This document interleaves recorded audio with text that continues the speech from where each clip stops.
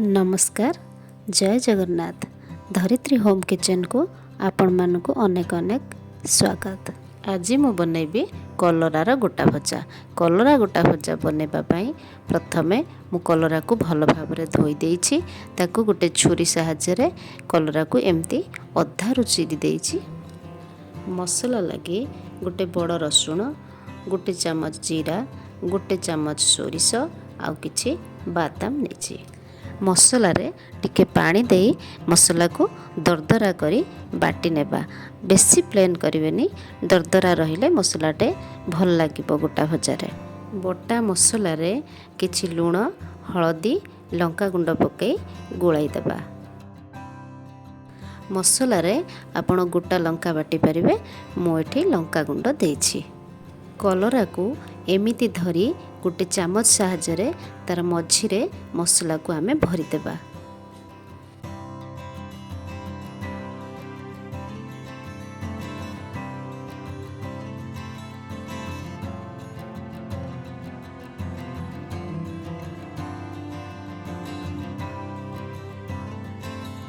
देखंतु सबु कलरा रे एमिति मसला भरी मु रखि देछि। देखंतु मु एपटे गोटे कढ़ा बसाई से अल्प किछि पानी देछि। पानी फुटिला परे मसला भरा होइतिबा कलरा को मीडियम फ्लेम रे 15 मिनिट पई सिझाई देबा।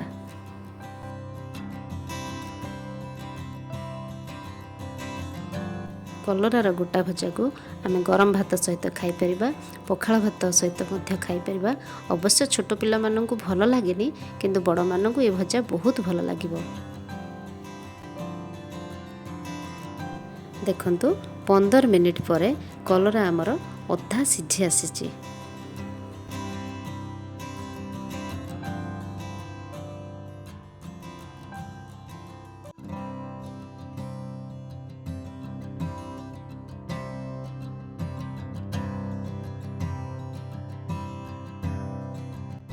गैस रे आमे गोटे तावा बसाइबा।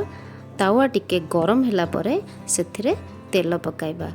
तेल गरम होला परे आमे अधा सिझा कलरा को गोटे गोटे करी भल भावरे भाजिबा। कलरा को आमे सोरिष तेल रे भाजिबा। सोरिष तेल रे भाजिले कलरा भजार टेस्टटा बेसी भल लागे। गोल्डन ब्राउन होला पर्यंत आमे एपट सेपट करिके भाजिबा।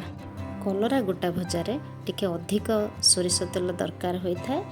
भजारे सोरिष तेल मु आउ टिके ता ऊपर पकई देली। देखंतु आमर एठी केते सुंदर भाबरे कलरा गोटा भजा रेडी हो गलानी।